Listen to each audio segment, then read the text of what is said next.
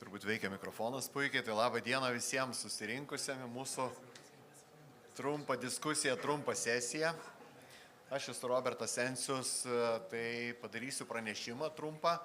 Pranešimas toks yra, apie ką mes turėtume diskutuoti, arba aplamai pagal visą šitą temą, į ką mes turime remtis, kaip yra kitose šalyse, kaip yra pas mūsų kolegas Lietuvoje, šiek tiek istoriškai, kaip susiklosti visą mūsų santvarką arba sąrangą, kaip dabar sako, ir tada pabandysim padiskutuoti, o ką mums reikėtų daryti arba konkrečių kažkokių dalykų. Tai galvoju, kad esam labai dėkingi už bet kokį klausimą, klausimų, sako, kvailų nebūna, juos pabandysim gal sugrupuoti kaip nors ir tikiuosi paskui jais pasinaudoti, kokie klausimai kyla arba kaip geriau reikėtų tą dalyką daryti.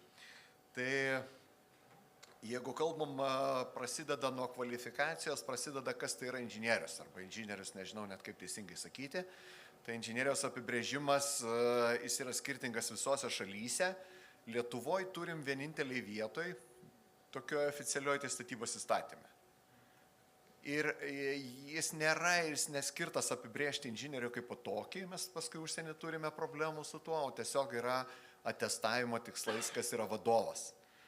Tai profesinė kvalifikacija apibrėžta profesiniam standarte.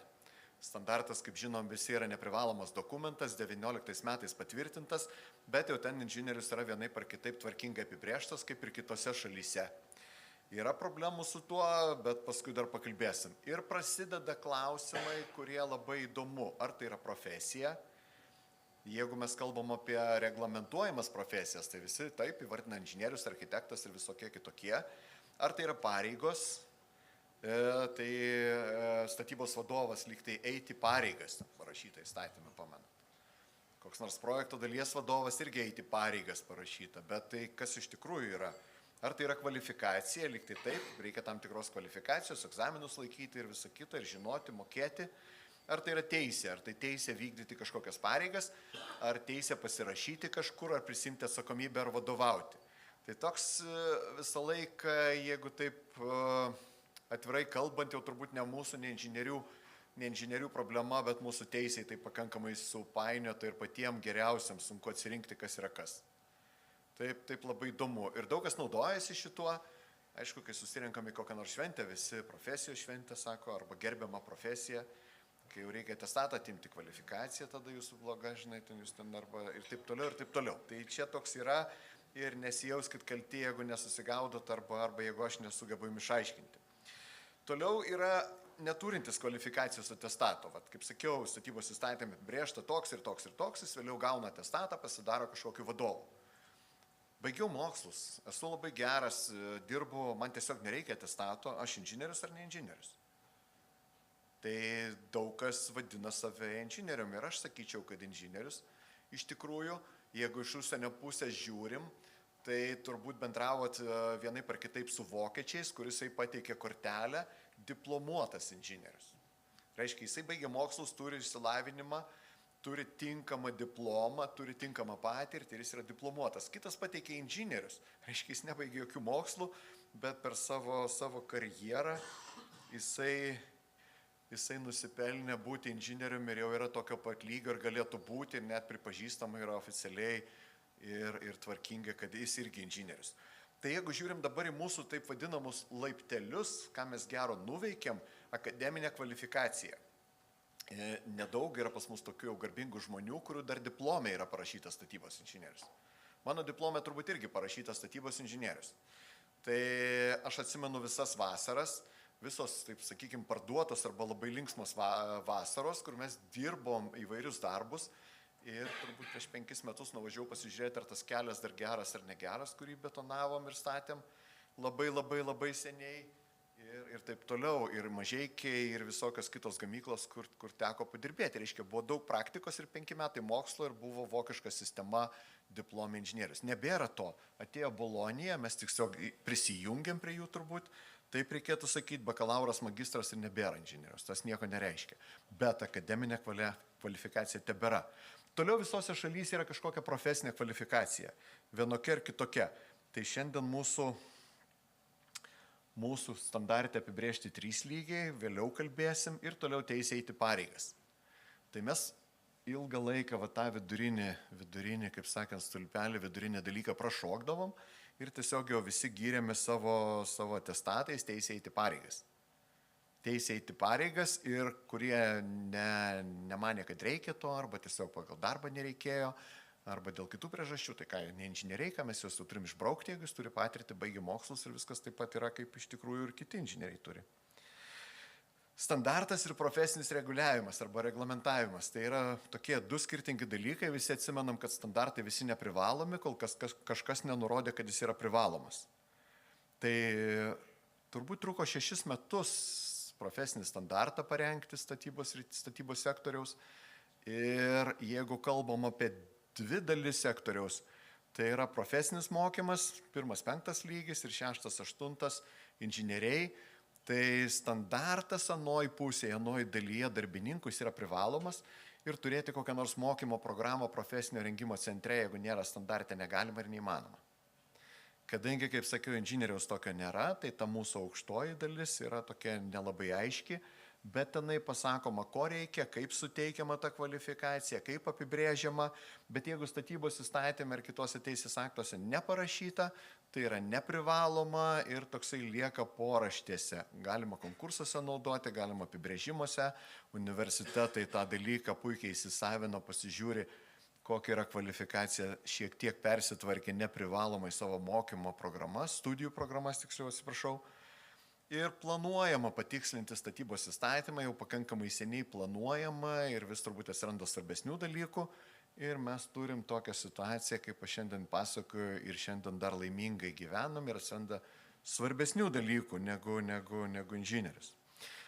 Toliau yra Europos vėl direktyva, atestatu arba diplomų niekas nesibaigia.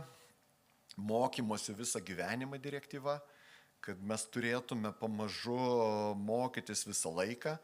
Tai labai daug diskusijų visada, ar čia reikėtų to dalyko, kas turėtų rūpintis, ar darbdavys, ar pats inžinierius. Inžinierius pabaigti kažkokius mokymus, ateiti pas darbdavį, sakyti, aš jau viską pabaigiau, pakilau 1 laipteliu, man mokėk didesnį atlyginimą, aš galiu daugiau padaryti. Arba tiesiog darbdavys, kaip dažniausiai būna, kad trinkteli kumščiu arba į gerą vietą ten spyrė, kad jau eik mokytis. Ir ko gero daugiausiai kalbėsim toliau, kad tai yra atestatas. Jau jums atsiųs ten grasinimus visokius, baigėsi atestatas, tada jau atsibundam ir tos jau paskutinį mėnesį lakstom visi kaip pamišę, kur tų mokymų rasti. Tai vargu, ar tie mokymai tada labai kokybiški. Ir kai tą pertrauką turim tokį time out 5 metus iki to sekančios savaitės arba sekančio mėnesio, kai reikia susirasti, tai nėra labai gerai. Darbdavių požiūris keičiasi sparčiai arba radikaliai. Labai griežtos mintis girdėjom vakar diskusijose su labai gražia statybos inžinierių įmonė, kur pasakė, kvailystė, kaip gali būti kitaip, jeigu mes savo inžinierių nemokam. Tai po kiek metų jos galime jau išmesti, paleisti arba jie nebetinka visai mūsų darbui. Ir mokymas yra pagrindinis dalykas ir čia darbdavio maždaug reikalas, bet skiriasi. Lietuvos statybos inžinierių sąjunga esam European Council of Civil Engineers nariai ir ten visą laiką yra diskusija, kas yra statybos inžinierius, kokios kvalifikacijos kokioj šaly. Ir toj vietoj mes nepasiekėm nieko gero, pavyzdžiui, architektai pasiekė, yra architektų direktyva, lygiai tas pats standartas perkeltas į Europos teisę ir ten parašyta 5 metai mokslo ir ten tokie kreditai, tokie dalykai. Fine. Inžinierių neturim, inžinieriai šiek tiek skiriasi šalyse. Šalyse skiriasi, esmė yra ta pati, bet turim skirtumų, turim klasifikavime, turim pavadinimuose. Ir yra nustatyti keli inžinierių lygiai daugiausia. Daugiausia turbūt vyrauja 2 lygiai, didžioji dauguma šalių ir 3 lygiai yra kai kurios šalis, yra turbūt daugiausia 4 lygiai. Ir visi supranta, kas tokiam lygiui galima, ar turi būti išdėstyta, ką jis turi mokėti, žinoti kokią patirtį ir kokios teisės. Tai kvalifikacijos esmė vėl tas pats, prasideda bakalauras arba magistras, jau ten skiriasi pagal lygius, ir patirtis. Yra žinios arba specialios arba bendros inžinerinės žinios, bet ne visose šalyse vienodai ir yra šalių, kad užtenka išsilavinimo ir patirties ir tokio apibrėžimo, kaip sakiau, nėra. Toliau einam, čia yra pakankamai nauji dalykai, prasidėjo 3 turbūt metais ir 4 tęsiasi.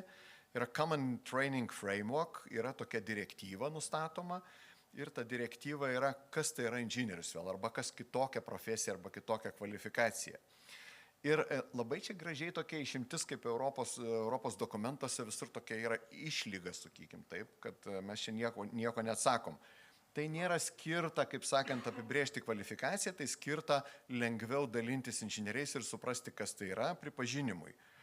Ir valstybių narių susitarimas. Valstybės narės turi susitarti, nėra direktyvas ir ko gero nebus, bus Common Training Framework.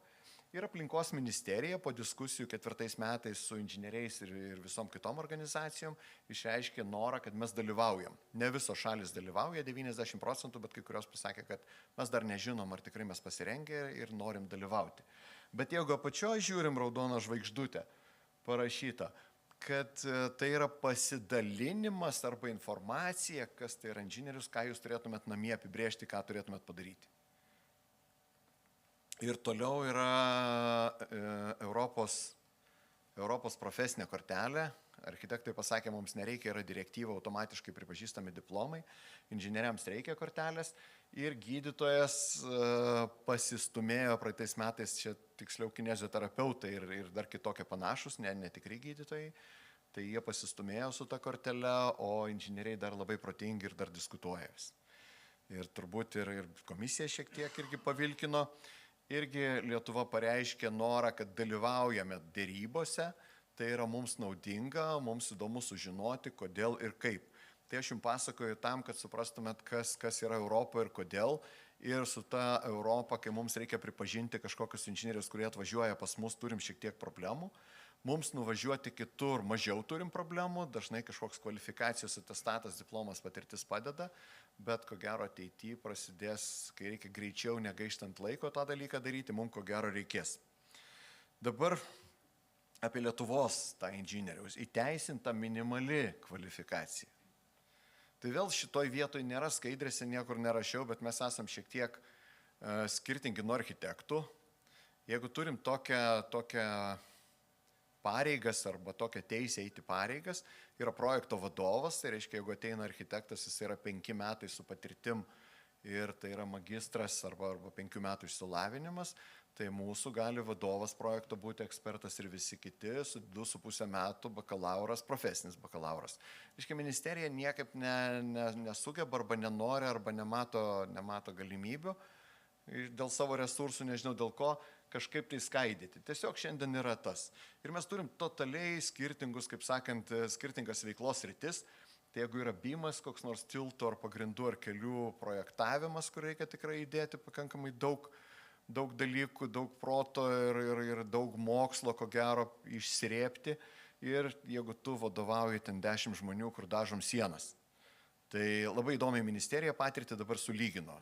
Kažkokiam sektoriui reiškia. Jūs padažyte, jums patarimas, kas neturite atestato, padažyte sienas kur nors kažkokio įmonėlė ir galite paskui eiti tiltus projektuoti, čia jokių problemų ir su patirtim viskas gerai. Ko gero kitose šalyse juoktųsi visi, bet pas mus taip yra įteisinta ir atsiranda advokatų, kurie tą įrodinėja. Reiškia, žiauriai skirtingos rytis ir aplinkos ministerija deklaruoja, kad dabar sutvarkė jau pagal išsilavinimą, pagal dalykus, kokiu mokotės, atestavimo arba atestatų įrašus.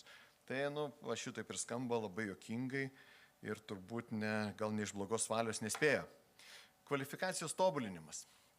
Vėl turim tobulinimą, kaip jau sakiau, aplinkos ministerija derina programas ir tos programos derinimas užtrunka pakankamai ilgai arba nežiūrim ir kas mane labiausiai liūdina, jeigu kalbam apie profesiją, tai dažniausiai profesija neteina iš įstatymo, neteina iš reglamento, ateina iš kokio nors vadovėlio, mokslinių darbų, rekomendacijų ir visokių kitokių dalykų. Tai paprastai tose visose mūsų programose jūs nepykit, ne mes taip prašom, o ministerija taip liepia. Pirmoji vietoje eina įstatymas, nors ten vienas žodis, kas yra statybos inžinierius, daugiau apie ten kokį nors dalyką visai nėra. Toliau eina reglamentai, vyriausybės nutarimai, o tas pagrindinis vadovėlis yra paskutiniai vietoje, nes jisai pagal hierarchiją toksai keistokas. Nu, linksmai kalbam, tai taip ir žiūrim, tai ką dabar tą statybos įstatymą dėstyti, jis pradės geriau kelius projektuoti nuo šito reikalo, kad žino statybos įstatymą. Gal reikės migruoti jam į teisę kur nors. Užima daug laiko ir nežinau, ar gerina kokybę, čia viena iš tų dalių, kur nesam patenkinti ir galvojam, kad ministerija neturi nei specialistų, nei resursų, nei supratimo, kas tai yra. Tai universitetai turi turbūt akreditavimo sistemą, kur pasisamdo kažkokius ekspertus, jie ateina, žiūri, ką tu turi, ką tu moki, kaip tavo programa atrodo, tai šitoj vietoje tai nieko nereikia. Neveda į jokią kokybę mūsų nuomonę, tai yra taip. Ar inžinieriai pasirengę, visą laiką visi klausia, pasirengę savivaldai. Tai aš galvoju ir tiesiai drąsiai galiu pasakyti, kad pasirengę, tai ilgai užtruko pakankamai ir susivienijom, jau 3 metus turim savo sistemą, kaip suteikti profesinę kvalifikaciją, ta kvalifikacija užsienyje sulaukia daugiau dėmesio ir pripažinimo negu Lietuvoje. Ir bendradarbiauja visos organizacijos, turim savo sistemą alternatyvę, kaip sakant, nuo valstybinės TATREK sistemoje, kur galim tą viską padaryti. Ir ta sistema šiek tiek skiriasi vėl savo esme. Turbūt praeiti metai ir užpraeiti mums buvo tokie, nežinau, perversmo metai. Pavyzdžiui, dabar, kas turite vairuotojo pažymėjimą, lyg tai anksčiau visą laiką būdavo mes parodom, tu turi vairuotojo pažymėjimą. Dabar pasirodė praeitais metais, kad tai nieko nereiškia. Maža, kad tu turi kažkokį plastiko gabalėlį, kai prijungiam prie duomenų bazės, pasirodo, kad tu žiauriai kažko nesveikas, nieko ten neturi, tavo tas popierėlis ten ar plastikas negalioja nieko. Tai mes taip ir žiūrim į TATREK sistemą visą, kad kortelė yra įrankis prieiti prie duomenų įrašų, prie duomenų bazės ir gal tu tą dieną jau baigėsi tavo labanaktį, jau nebėra ten tavo kvalifikacijos, jokios ten raudonai dega, kad tu nieko nebeturi, arba atvirkščiai ten dar pasipildai kažkuo. Tai manau, kad pažengiam į priekį ir paskutinis punktas yra parengtas Lietuvos Respublikos statybos inžinierių konfederacijos įstatymo projektas, antra redakcija, kuriam Seimas pritarė ir perdavė komitetui toliau dirbti, toliau svarstyti. Tai principas konfederacija. Kodėl? Todėl, kad pavyzdžiui hidrotechnikų organizacija, kuri vienyje hidrotechnikos inžinierius, jie jau egzistuoja 100 metų ir norėtų savo tradicijas arba savo identitetą išlaikyti. Labai lengva keičiantis bet kokiai valdžiai kurti naują kažkokią įstaigą arba naują, dažniausiai galėtų būti statybos inžinierių rūmai. Ir, reiškia, kitas organizacijas išmetam ir tie rūmai nuo nulio pradeda skaičiuoti savo dienas. Galvojam, taip neteisinga, tai nėra atsakinga ir greičiausiai yra netvaru, nes ateis kažkokia už 1 ar 2 ar 3 kadencijų kažkokia nauja valdžia ir pasakys, tie rūmai nereikalingi, jos išmetam. Tai tokiu esam Lietuvoje, atsisukim atgal, turim labai daug dalykų ir visą laiką galvojam, kad tai bus geriau. Nebus geriau, galvojam, kad atsakomybė, istorija ir sukaupta patirtis ją reikia vairuoti, o ne naikinti. Tai konfederacijos narių inžinierius gali tapti iš karto pasirinkęs narystę bet kokioje organizacijoje. Projekte numatytos 3 organizacijos ir įstatymas nedraudžia atsirasti kitom. Tos esamos turėtų nuspręsti. Ir apačioje apie susisiekimą kalbam, tai kadangi nėra tokios susisiekimo inžinierių arba kelininkų inžinierių organizacijos, jas nėra kaip priimti. Ir kelininkų įmonių Lietuvos keliai pasakė asociacija, kad mes labai remiam ir numatom tapti savo inžinierių, turėdami savo inžinierių organizaciją šitos konfederacijos nariais. Žiauriai sveikinam, žiauriai laimingi esam tokiu palaikymu ir dalykiniu bendradarbiavimu ir mūsų šitos organizacijos esamos nusprendę, kad į visas dėrybas apie įstatymą, visus pasitarimus kviečiam kelininkų atstovus, kad jiems nereiktų iš naujo tą dieną, kai norės prisijungti ten žiūrėti, o jau dabar gali žinoti ir sakyti pastabas. Aš manau, tai labai gerai. Keli dar principai. Atestuotiems inžinieriams narystė privaloma. Lietuvoje tai yra faktas. Europoje turbūt per pusę yra, kai kur privaloma, kai kur neprivaloma. Ir architektų narystė irgi privaloma atestuotėm būtinai.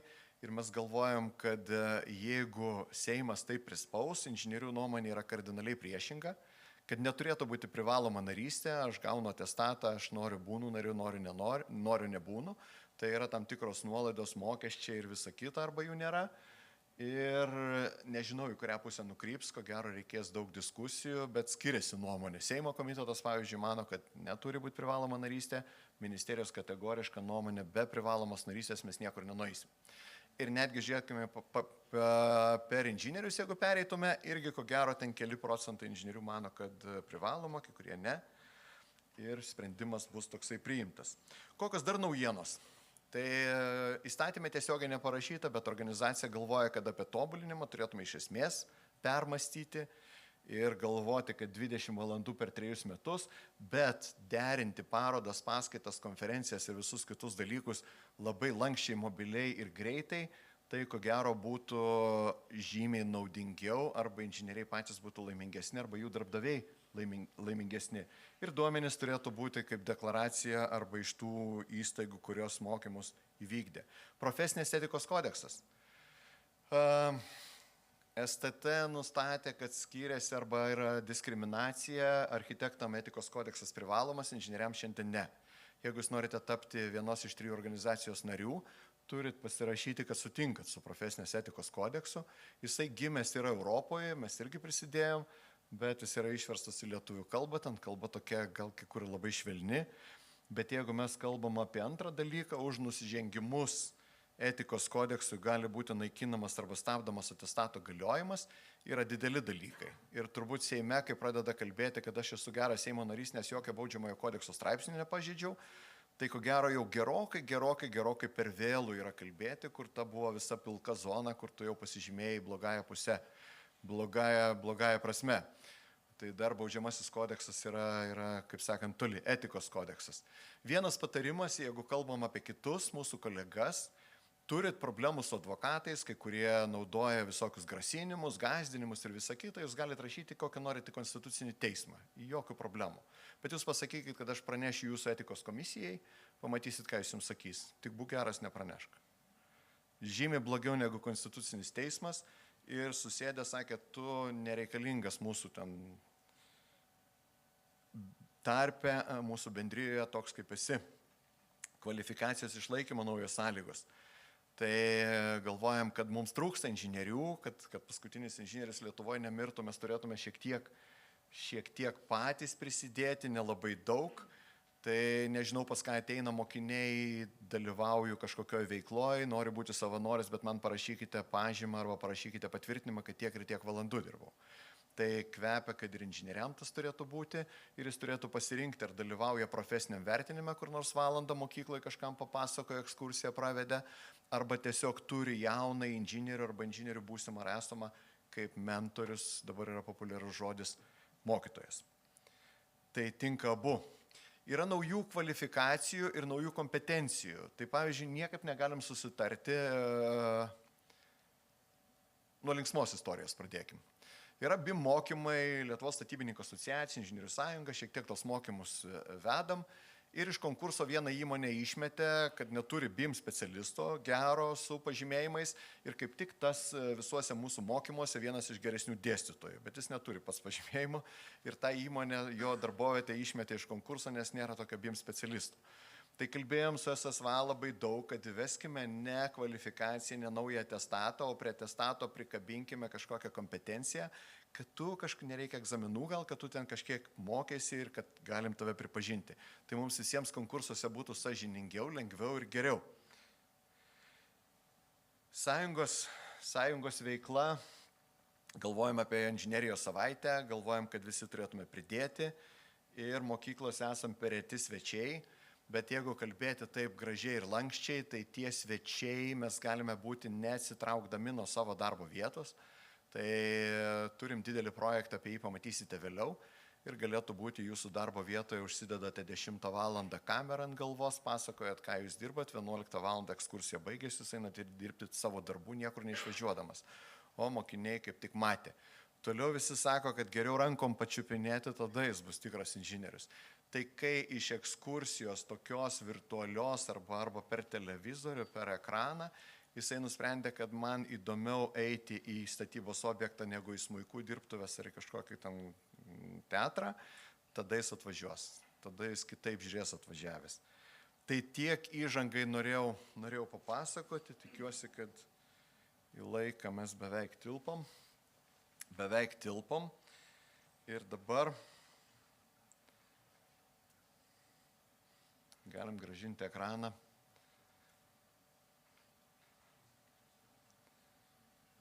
aš norėčiau pasikviesti paneliniai diskusijai savo kolegas. Tai pradėčiau nuo savo mokytojų, turbūt taip galėčiau pavadinti, profesorius daktaro Juozo Valivonio, kuris ne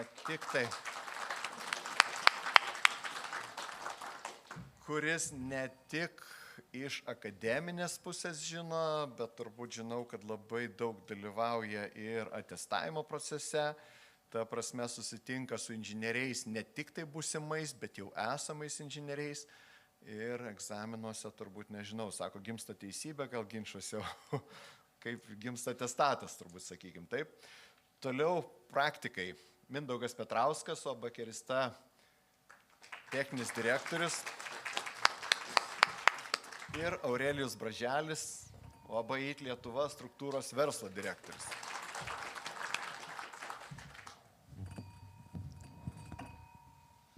Tai mes turėtume paimti ir dabar padiskutuoti. Ir aš galvoju, kad auditorija taip pat ir kolegos atneš jums mikrofoną, jeigu jūs norėtumėte ko nors paklausti. Aš turiu keletą tokių klausimų pasižymėjęs, kas būtų įdomiau, ar neįdomu, ar taip turėtų būti. Ir turbūt pradėkim nuo įžangos, nuo apibrėžimo. Tai kaip Jūs manot, ar esamas atestavimas, esama sistema palaiko tokią kvalifikaciją,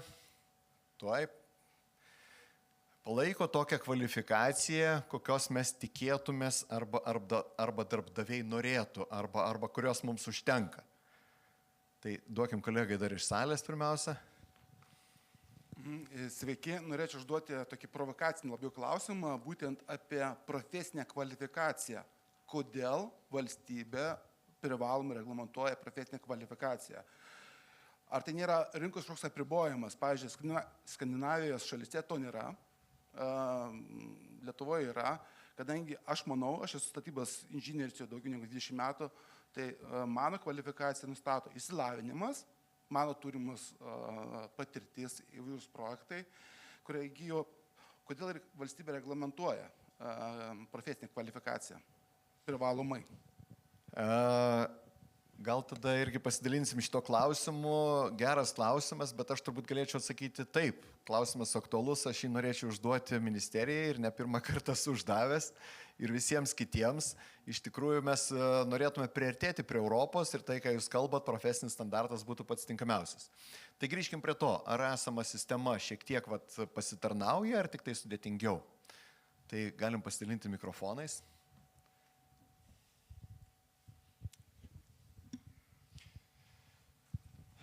Galim nuo profesoriaus pradėti.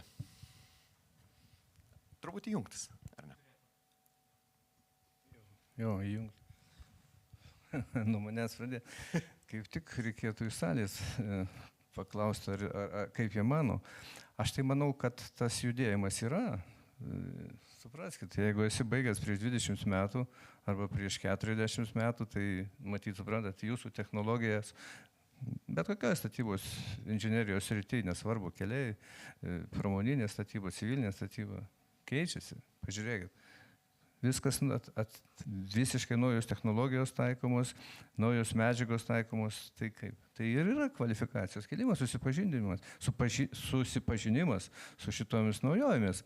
Lygiai taip pat skaičiavimo metodai keičiasi, projektavimo normos paprasčiausiai keičiasi. Ištisai. Aš įsivaizduočiau, kad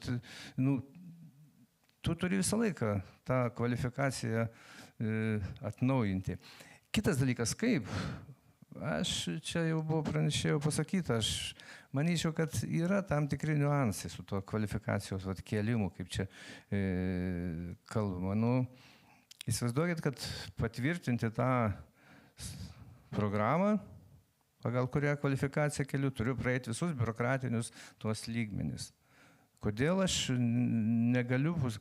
kažkas negali užskaityti kvalifikacijos kėlimo, pavyzdžiui, geroj konferencijų sudalyvavo, netgi parodoj, kai nors, sakysim, nuvažiavo kažkur į užsienį, į vakarus, sudalyvavo parodoj, tai siubingai pakėlė kvalifikaciją, aš manyčiau. Tai va. O dabar ten kolegai inžinierių. Aš irgi inžinierius, tai kolegai inžinierių aš noriu atsakyti, čia priklauso nuo valstybės. Kiekvienoje ES valstybėje sistema yra kita. Pas mus viena, Lenkijoje panaši, Vokietijoje ten net pagal žemės, vienoje žemėje vienaip, ten atestatai išduodami ir kvalifikaciniai reikalavimai vienokie, kitoje žemėje kitokie, žiūrėjau, ten yra savivalda. Čekijoje irgi yra, žodžiu, Skandinavijoje nėra, čia valstybė nusprendžia, taip kad aš įsivaizduoju, ne mums spręsti, čia nusprendžia valdžia ir mes laikomės tų įstatymų. Bet ko gero galim pasiūlyti valdžiai. Mindaugai, ką pats manai? Labą dieną, kelių forumo dalyviai. Veikia mikrofonas turbūt. Ar girdisi? Girdisi. Tai reiškia atsakymas į kolegos irgi taip leisiu savo pasakyti. Turbūt kiekviena šalis turi nuspręsti žaidimo taisyklės. Tai Lietuvoje šiai dienai yra nuspręsta, kad yra valstybinis reglamentavimas inžinierių, reiškia. Tai jeigu pereitų į savivaldą, tada turbūt kitokios žaidimo taisyklės bus ir jos bus dėliojamos naujai, ką Robertas jau dalinai ir pristatė. Dabar grįžtant prie Roberto klausimo apie šiandieninę situaciją valstybės reglamentavime inžinierių, reiškia kvalifikacijos, tai žiūrėkim, per 5 metį reikia kelti kvalifikaciją 20 valandų. Kas gaunasi į metus 4 valandos. 4 valandos tai turbūt vieni mokymai arba dar jų mažiau. Pažiūrėkime į inžinierių atestatus.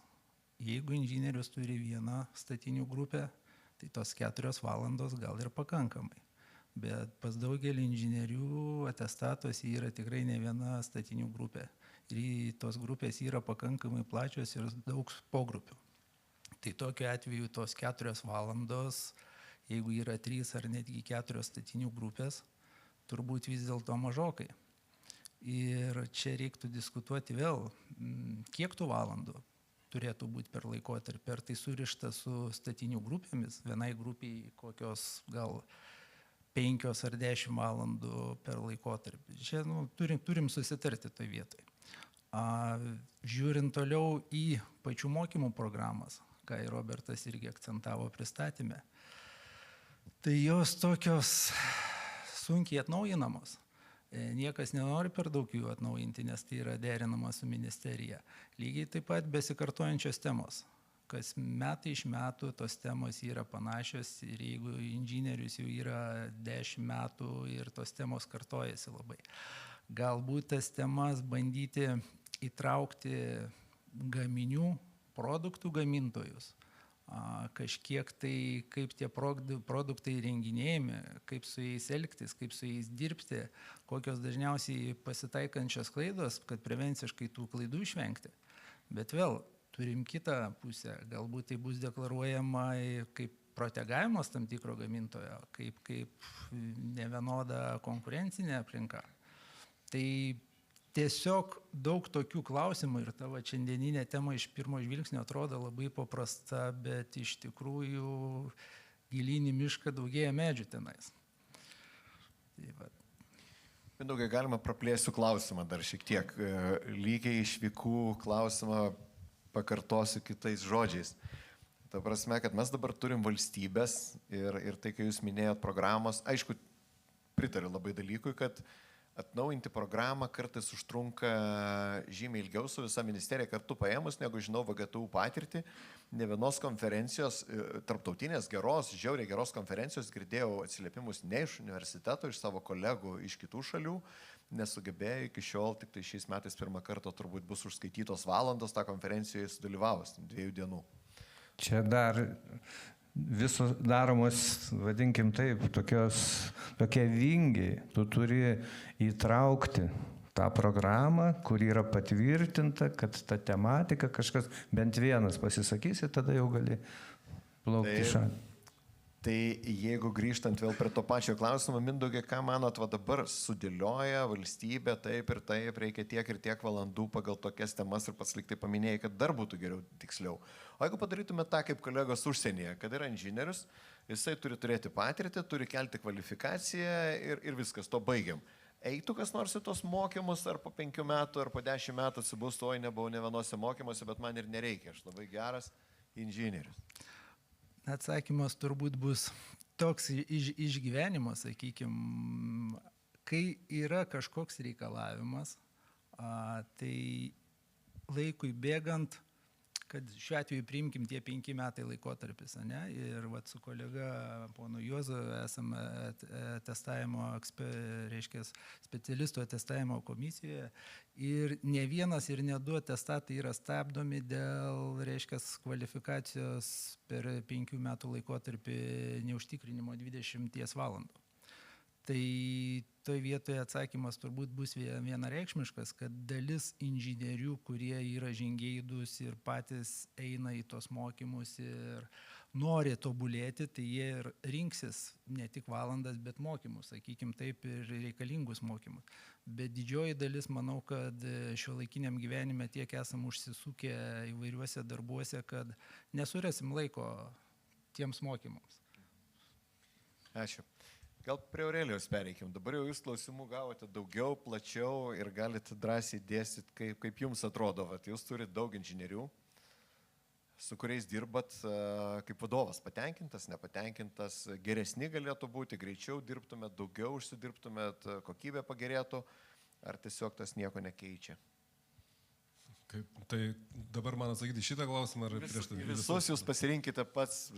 Aš gal iš tikrųjų pradėsiu nuo tokio fundamentinių tiesų, kaip mes gyvenam. O mes gyvenam labai paprastai. Pas mus, tarkim, ateina jaunas žmogus, jisai diplomuotas inžinierius, kaip jisai. Jaunas, be patirties, jisai kažkokias akademinės žinias, ne kažkokias labai konkrečias akademinės žinias atsineša. Ir vat gyvenimas vyksta. Natūraliai tas žmogus negali nei atsakomybių prisimti, nei kažką padaryti, nei būtų už kažką atsakingas. Jisai auga šalia kitų kolegų. Pavadinkim kolegų su atestatais. Ir dabar perinant švelniai prie klausimo, ar tas reguliavimas iš valstybės pakankamas, tai aš esu toks labiau laisvos rankos, nematomos rankos šalininkas ir aš galvoju, kad jis perteklinis. Man taip atrodo. Nes jeigu inžinierius turi patirtį dalyvavimo statant tam tikrus objektus, paimkime, nežinau, automobilių kelius, magistralės, tiltus, vedukus. Ir jeigu jis augo šalia kažkokio tai specialisto, natūraliai, jisai jau turi tą patirtį ir jo kvalifikaciją tai ir gali apsibrėžti. Šnekant apie visokias papildomas programas, kurias, aš su kolegom bendravau dalinasi, jų visokių būna. Jie sako, vienais atvejais tai būna naudinga, kitais atvejais gal nelabai. Bet vėlgi, žiūrint iš nematomos rankos principo, kaip reguliuojasi rinka, tai, kas privaloma kaip taisyklė, yra atmetama. Ir dabar įsivaizduokit, aš čia išgirstu iš jūsų, aplinkos ministerijoje derina programas. Kas tas programas derina? Ką gali sėdintis biurokratas pasakyti apie asfalto kokybės parametrų gerinimo programos kažkokį kursą? Turbūt nieko. Tai šitas niuansas, o reflektuojant į kolegos inžinieriaus pasakymą, kad kodėl tai yra privaloma ir į kolegų pasisakymus, kad kaip valstybė nustato, tai mano tokia paprasta, gal humoro forma replika, mesgi inžinieriai ne avys. Tai mes turim kažkaip priešintis ir kažkokį tai sveiką protą jungti. Ačiū, Aurelijau. Jūs jau nuo pirmo klausimo taip įnešat biškį ugnies arba aliejaus į ugnį. Ir jūs palėtėt daug tokių svarbių dalykų, kad dar nespėjau klausimų užduoti, jūs sakėt per daug klausimų, dar atsakėt į būsimą klausimą, kad ar mes turim apibrėžti taip siaurai ir detaliai mūsų patirtį ir mūsų visas žinias ir visą kitą, ar palikti inžinieriui, kaip sakant, tam tikrą procentą. Tai aš jums leisiu savo priminti tokį gerą pavyzdį, Austriją pavyzdžiui. Yra statybos inžinierius, nėra jokių, nei tiltai, nei projektavimas, nieko, tiesiog inžinierius. Sakau, kaip jūs neturit problemų? Neturim, sakė inžinieriai, žino, ką gali daryti, kur gali daryti ir nei konkursą, nei darbą neteina, nei savo sritį. Pas mus ateina dar ir su advokatu, kad aš tikrai čia geras, šiek tiek esu buvęs ekskursijoje, galėčiau tą elektros tinklus padaryti vietoj kelių ar dar ką nors. Tai tokių yra. Tai ta nematoma ranka, jeigu tai yra savivalda, tai aš supratau, kad inžinieriai ko gero turėtų pasakyti tiesą, ar karalius nuogas ir ta programa nereikalinga, ar reikia. Gal kolega, kur kėlėte ranką iš aplinkos ministerijos ir galit pasakyti, nėra iš aplinkos ministerijos nieko? Sveiki, aš dėja ne iš aplinkos ministerijos, nenorėčiau. Esu projektuotas, Jonas Gražys.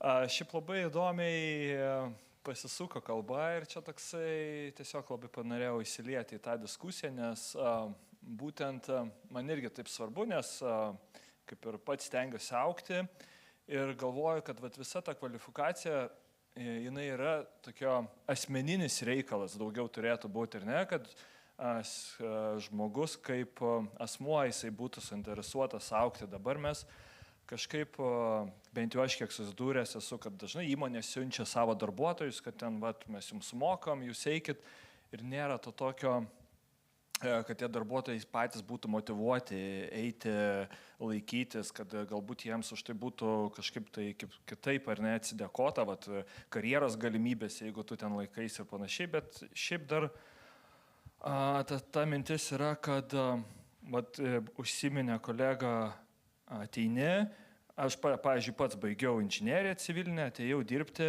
į kelius, buvau geras, baigiau prestižinę mokyklą, gerai ten viską baigiau ir ateinu ir atsistoju prie projekto vadovo, kuris, kitaip tariant, silpnas. Tu pats matai, kad yra labai silpnas, bet jis turi atestatą. Jis 5 metus jau už tave vyresnis ir jisai tau vadovauja, diktuoja. Ir tai kažkaip atrodo, mes viską taip siejam pagal kažkokią patirtį, ta patirtis irgi fiktyvi pas mus. Kažkada norėjau emigruoti į Ameriką ir domėjausi, kaip tenai yra.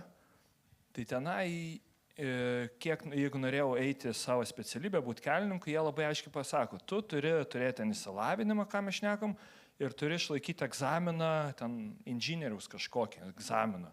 Bet tas egzaminas, kaip suprantu, tai yra toks kaip prilygtų stojamasis ten ir skaičiavimų ir visokių, grinai tavo kompetencija tikrinama yra, o ne tai, kaip pas mus čia biški profesinės, ten kažkaip porą pastraipų parašai, biški ten testuką padarai kažkokį, teisinių žinių ir jau atestatą gauni.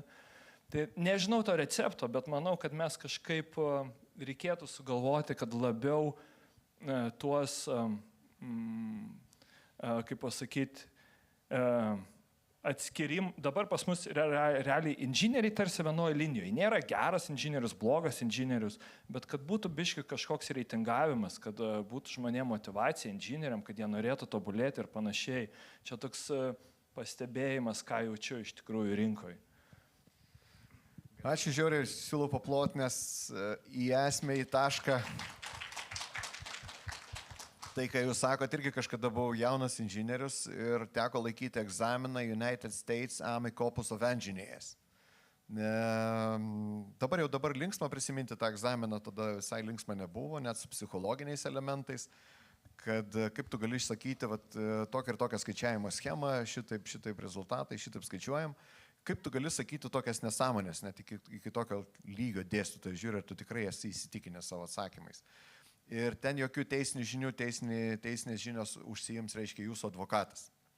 Dabar apie geras, blogas inžinierius, kad atėjo jaunuolis ir yra stipresnis už savo mokytoją arba savo vadovą, kuris šalia.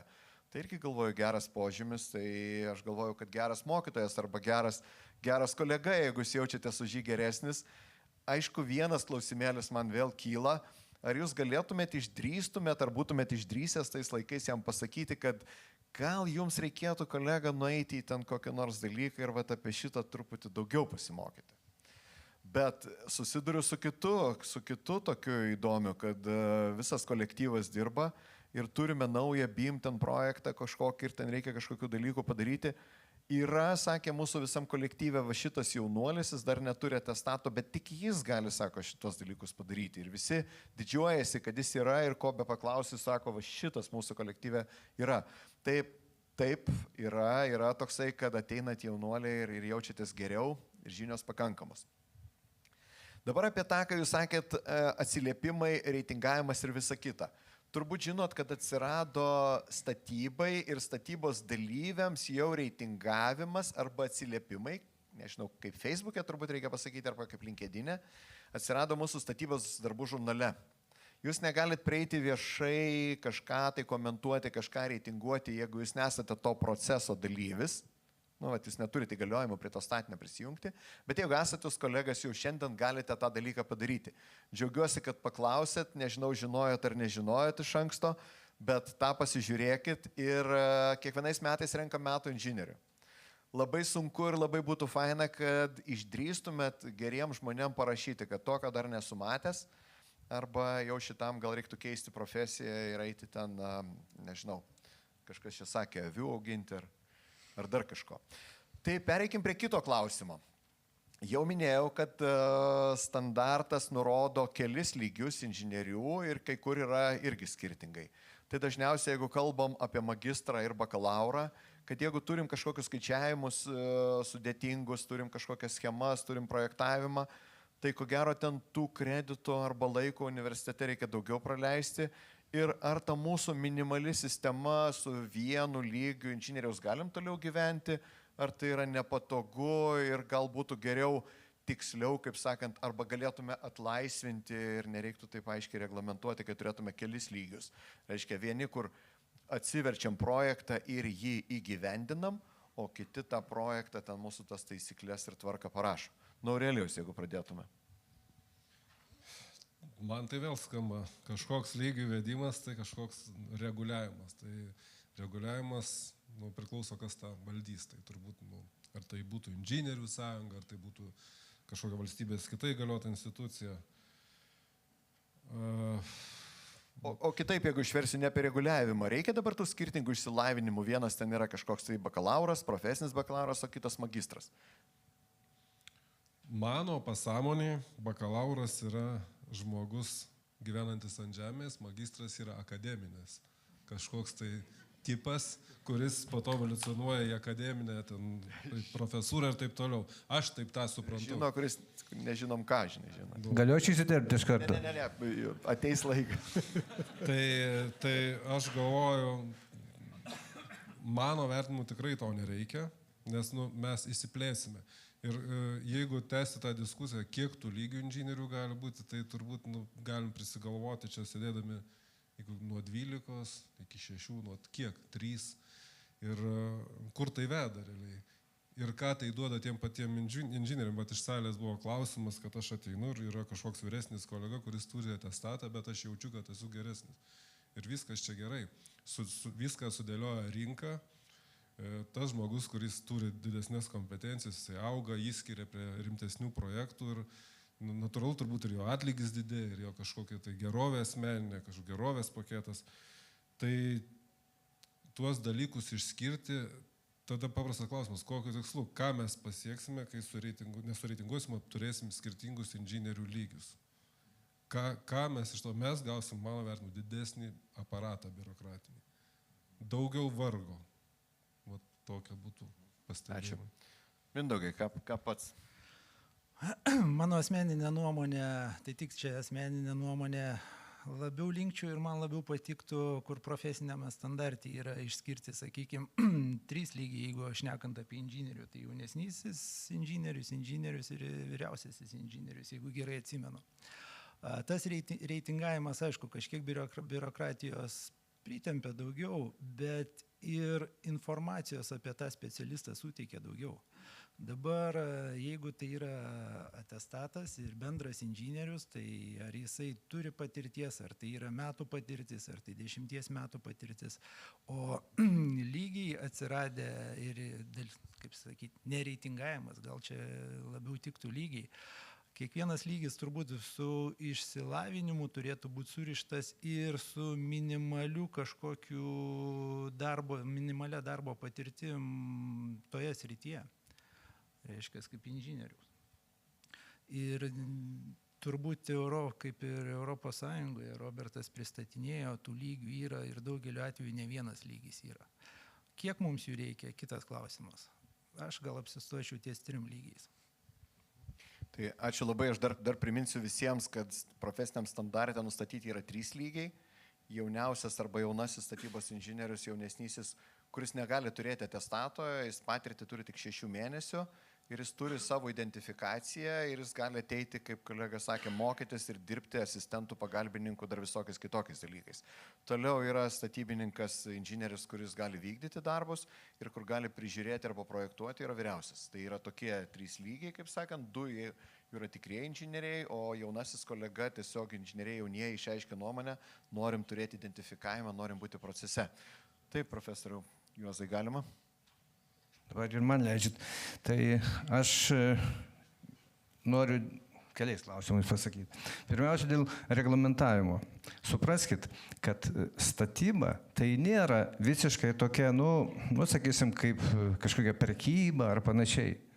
Tai yra sudėtinga ir labai atsakinga sritis. Ir jeigu mes kalbam, nežinau kaip dėl kelių, bet, pavyzdžiui, kalbėkime apie tiltus. Tai yra su saugumu susiję, su žmonių gyvybėm gali būti susiję.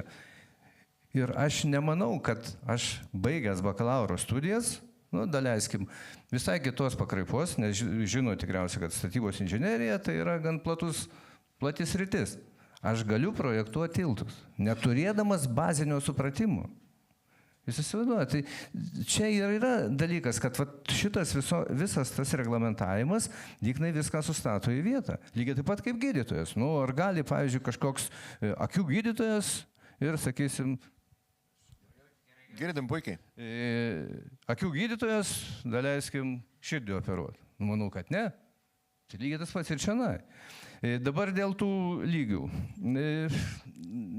Dabar yra 3 lygiai numatyti, nežinau, aš manau gal ir gerai, bet galbūt ir pakaktų 2. Dėl to, kad jeigu žiūrėti ES reglamentavimą, tai tas paskutinis, kurį mes priskiriam 8 kategorijai, 8 lygiui pagal profesinius lygius, tai, ten kai kur, pavyzdžiui, Vokietijoje, ten mokslų daktaras privalo būti, tai čia... gal ir nereikalinga. Bet jeigu, taip sakant, yra surašyta ten tie lygiai, tai čia tikrai nieko blogo nėra. Ir aš manyčiau, kad kaip tik ir yra skatinimas, kad tu, įgydamas patirties, keldamas kvalifikaciją, tu galėtum pereiti. Ir tai yra skatinimas. Mano supratimas tai yra toksai. Dabar kitas dalykas, dėl tų bakalaurų ir magistrų. Aš aplamai manau, kad nelabai kas pradžioj, kai čia įvedė tos bakalaurus ir magistrus, suprato, kas tai yra, nes pas mus buvo įprasta inžinieriai, ne tik tai mes buvom nepatenkinti, aš manau, Lietuvoje nelabai buvo visi patenkinti, lygiai taip pat, pavyzdžiui, vokiečiai buvo nepatenkinti. Čia yra Britų primestas variantas, reiškia, yra bakalaurai, magistrai ir dabar kas tas inžinierius, niekas nežino. Ar bakalauras inžinierius, ar magistras? Ką? Vat čia ir yra esmė. Aš jums galiu paaiškinti, atsižvelgiant į tas studijų programas. Mes ką darėm? Reiškia, buvo inžinieriaus studijų programa, mes turim būtinai universitetinėse studijose įvesti bendrą universitetinius disciplinas. Tu negali jų neįvesti, nes automatiškai programa bus nekredituota ir jinai bus išbraukta ir negalės būti vykdomos studijos. Tai ką? Tai reiškia, mes turim matematiką, fiziką, chemiją ir ten visokiausių dalykėlių, kurie yra ir po to yra profesiniai visi tie dalykai. Tai ką padarė?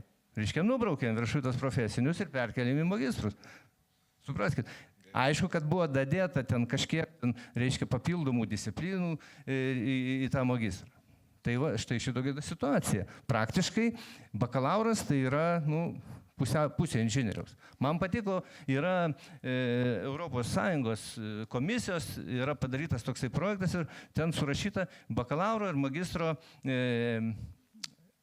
gal taip pareigos arba gebėjimai. Bakalauras yra žmogus, kuris sėkmingai gali atlikti užduotis, sėkmingai gali atlikti įvairius, sakysim, projektavimo užduotis, bet jis negali galutinių savarankiškų sprendimų priimti, kažkas turi patvirtinti. Vat yra štai šitokia nuostata.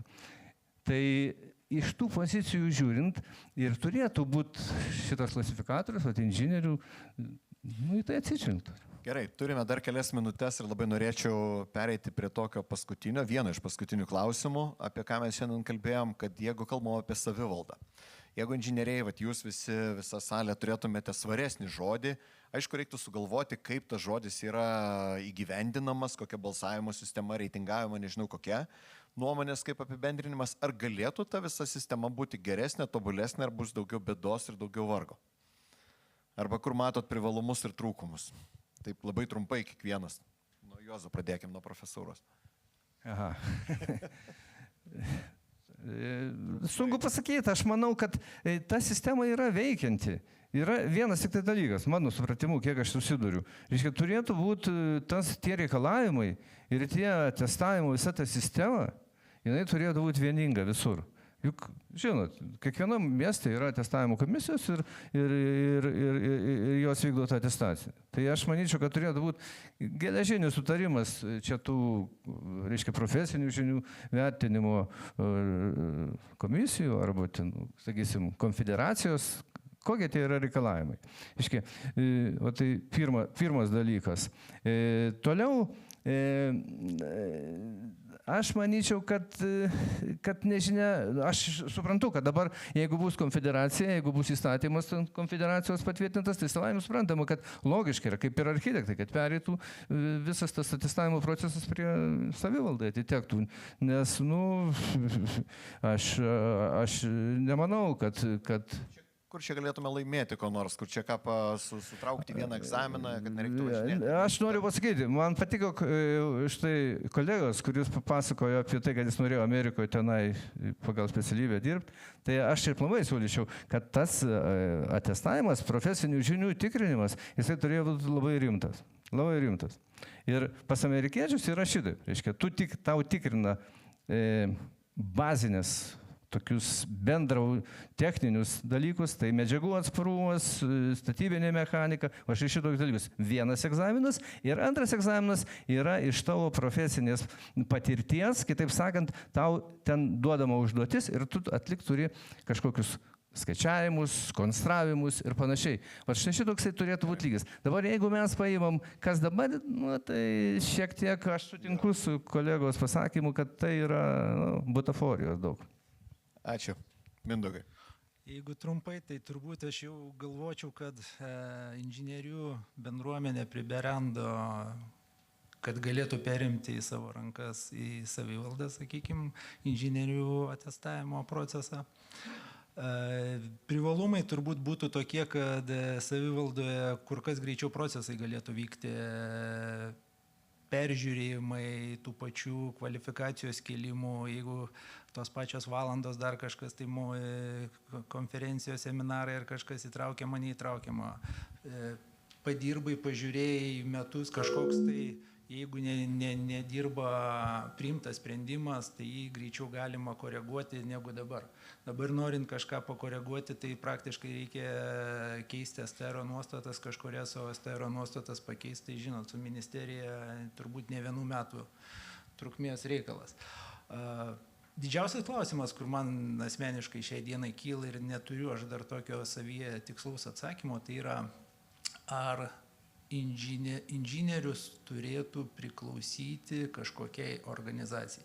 Ar tai privalomas turėtų būti reikalas, ar savanoriškas, ir jeigu savanoriškas, kas su tais inžinieriais būtų, kurie nepriklausytų jokiai organizacijai. Tai čia toks, ką ir Robertas akcentavo, ir Seime yra įvairių nuomonių, ir čia tokį turėsim rimtą iššūkį, kurį turėsim atsakyti vienaip ar kitaip. Gerai, ačiū Mindaugai. Dar Aurelijus paskutinis. Tai labai trumpai. Tai aš manau, kad pats žodis savivalda tai indikuoja, kad patys inžinieriai kažkaip reguliuotų tą, nuspręstų ir galėtų būti geresnė, vienareikšmiai galėtų būti.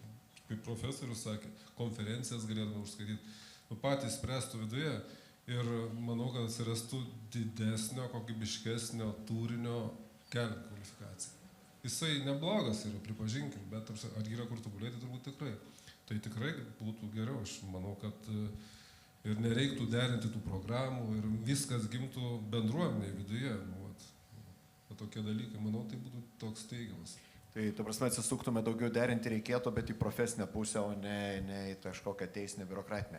Vytautas, dar labai trumpai. Labai trumpai, aš gal net neklausimą, tiesiog rezimuosiu. Tai berods šumerai buvo, nežinau ar girdit, Berods šumerai pirmie įvedė privalomą išsilavinimą prieš 4000 metų, raštininkams įvedė privalomai, nes reikėjo sisti, kad plėstusi. Tai buvo labai kilnus tikslas ir labai geras tikslas. Šiandien klausantis ir ne tik šiandien, ir dirbant man jau statybos sektoriui 20 metų, aš pats esu inžinierius, bet ne statybos inžinierius, tai jūs jau kaip mane turėtumėt išbraukti, aš IT inžinierius esu, bet inžinierius, diplome man parašyta inžinierius. Tai statybos reglamentavime aš visiškai nesuprantu tikslo. Koks yra tikslas? Man nesuprantama. Tai čia yra taip pat kaip su atomu. Išsilavinimas yra galingas dalykas, taip ir atomas. Gali panaudoti elektrą gaminti, gali naudoti atominę bombą, gali naudoti abu. Tai reiškia, tai Sovietų sąjunga abu gamino, Iranas gamina abu ir tikriausiai čia pas mus irgi yra truputėlį palikimas. Todėl mes Via Lietuva pristatėme, matom, kad konkursuose vidutiniškai dalyvauja 3,1 rangovą ir čia jau yra pasiekimas. Tai jūs tai girdit, džiaugiasi, kad 3,5. Kodėl taip yra atsitikę? Nes tikriausiai atsirado trečias inžinierius, superinžinierius, kuris yra diploma ir gali dalyvauti konkursuose. Trečias, tai turbūt 2 įmonės turėjo 2 inžinierius, didžiosios, dabar atsirado tikriausiai auganti, pavadinimo neminėsiu, visi kiti net negali dalyvauti konkursuose. Ir tada generalinis direktorius sako, mes pasiekėm. Tai kokiu tikslu? Tai įsikelkim tikslus, ko norim. Tai ar mes norim konkurenciją riboti? Tai čia yra iš tikrųjų, jeigu nėra atstovo aplinkos ministerijos, tai įsikelkit, ką jūs siekit. Tai jeigu siekit kokybės, tai jūs ir kelkit tikslą kokybės kontrolės. Labai elementaru ir paprasta. Kontroliuokit kokybę. Įmonės per savivaldą ir susiorganizuos, jau savivalda pasidarys, o dabar priverstiniu būdu, ką reikia išmokti ir panašiai. Tai mano palinkėjimas įsikelti tikslus. Tai ačiū visiems labai. Ačiū kolegams, tikiuosi ne per daug streso jums buvo čia. Ačiū visiems dalyviams. Vytautas labai gerai pasakė, kad priverstinai mokytis jau sugalvojo labai seniai, bet tikslus visą laiką turim persvarstyti. Ir kaip sakėm, apie savo tikslus, ko mes siekiam, kaip kokybę siekiam, kaip tas inžinierius, kad būtų geresnis, dar turim svarstyti. Ačiū jums dar kartą labai.